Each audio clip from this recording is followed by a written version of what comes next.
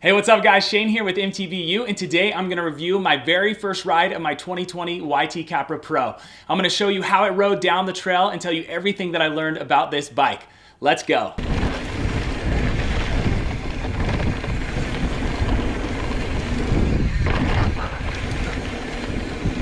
Well, again, I'm excited to get to share with you my very first ride in my review of the 2020 YT Capra Pro. We're gonna watch some footage together of that very first ride, and I'll kind of talk through what I learned about the bike.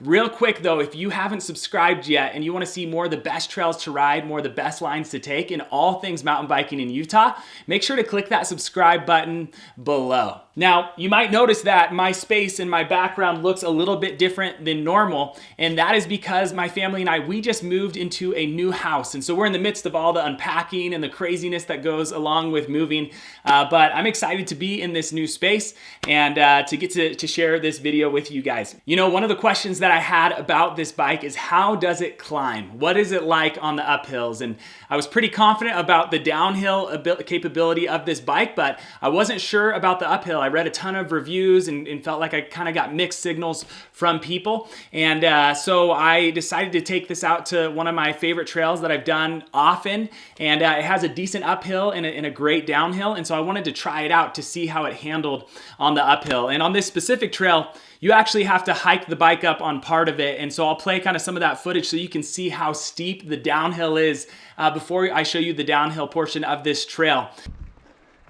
One of the things that I was doing is I was moving from a trail bike that weighed about 32 pounds, that was an alloy frame, to the Capra, which is obviously the Capra Pro, which is the carbon frame, and it only weighs about 30 pounds. So I actually took some weight off, and the bike, honestly, it just climbed really well. Now again, I was moving from a heavier bike to a lighter bike, and for me, I'm not the guy who shuttles all the time, and yet I'm not the guy who likes to just ride cross-country trails. I'm the kind of guy that likes to ride the ups in order to get to the downs. So I enjoy the climb and I enjoy the exercise aspect of it, but I mainly go up because I know there's a good downhill coming my way. And if that sounds like you, this is probably the perfect bike for you. Now, I'm 6 foot, and I ended up going with the extra large frame, and that was just based off of the fact that I reached out to YT because I'm kind of right in that middle range, whether to get a large or an extra large, and I have a longer torso, and so I'm trying to figure out what bike to get. And from everything I read and from what they even told me at YT, they said that if you're 6 foot, most guys are happy and stoked to get the extra large. And so I ended up going with the extra large, and it felt like the right feel. Again, on the climbs, it climbed really, really well, and I ended up actually getting one of my best times ever on this trail on the uphill. As well as, we'll talk about in a little bit, the downhill. But I was surprised to see that I had the best time on my uphill. And so this bike, it climbed really well. Now again, I'm not a cross-country guy.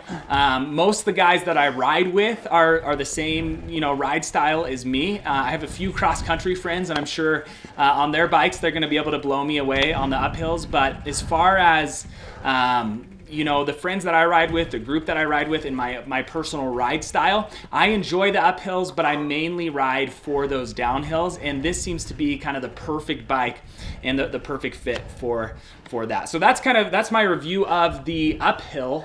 Now let's talk about the downhill. And for this trail, this is called Hardlick and Herriman. They actually just put this trail in not too long ago, and it's become one of my favorite trails out here in northern Utah. It's pretty awesome. And so the top of this trail, you'll see, is super technical, and then it turns into this kind of flow trail the rest of the way down, and it's really cool. And so I'll talk through how it handled as we watch this together. All right.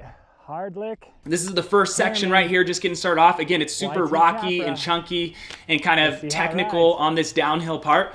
And as I was riding down right here, it's steeper than it looks. I always took a left right here, and I ended up going straight down right here because I was so confident on this bike.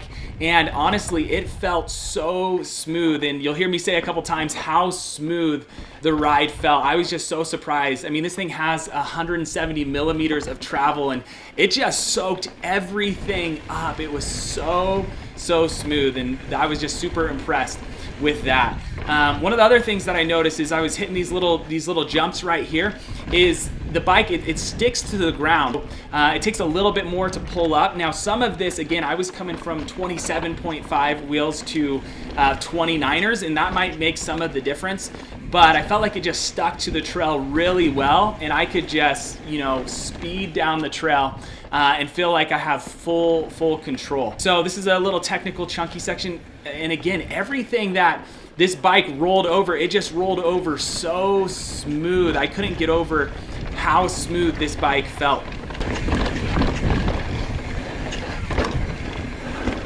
So smooth, like butter.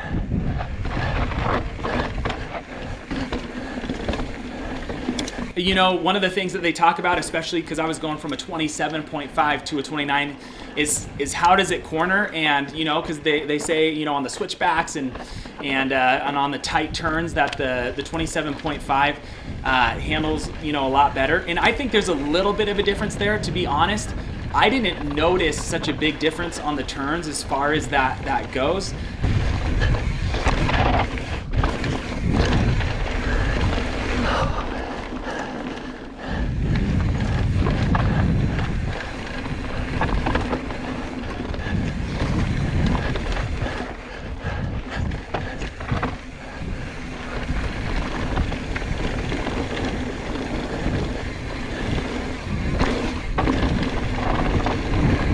You can see I hit some of these little jumps. Even though I got my fastest ride on this trail, I felt like I needed a little bit more speed than I was able to take on this first run to clear some of the things that I felt like I was normally clearing. So maybe if that's one critique I have of moving to this new bike, and I don't know if it's because of the bike itself or because I'm moving to a 29er, it felt like I needed a little bit more speed to clear some of these jumps.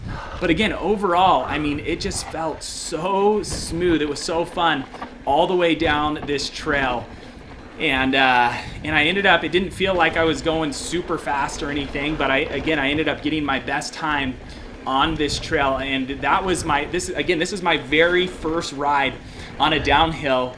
And I was able to take it like, you know, I had been riding this bike forever. And I'm sure the more I ride it and the more I even go down this trail right here, Hardlick and Herriman, the faster and the better my times are gonna be.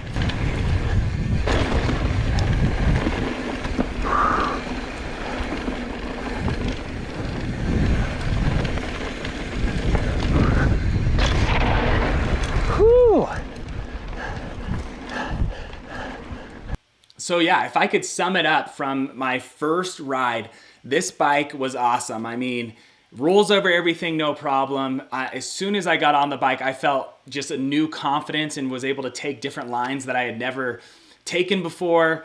It's super smooth, sticks to the ground, and again, I got my fastest downhill time on this bike, even though I wasn't, you know, used to the bike yet. And so honestly, if you're looking for a new bike, I give 2 thumbs up to the YT Capra Pro.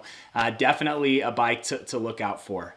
So there's my review of the 2020 YT Capra Pro after my very first ride. Now, if you have any questions about this bike that I wasn't able to answer in this video, comment down below and I would love to answer any questions that you have. Or if you just have questions about any of the trails out here in Utah, including Hardlick, the one in this video, I would love to answer those questions as well. Until next time, we'll see you guys out on the trails.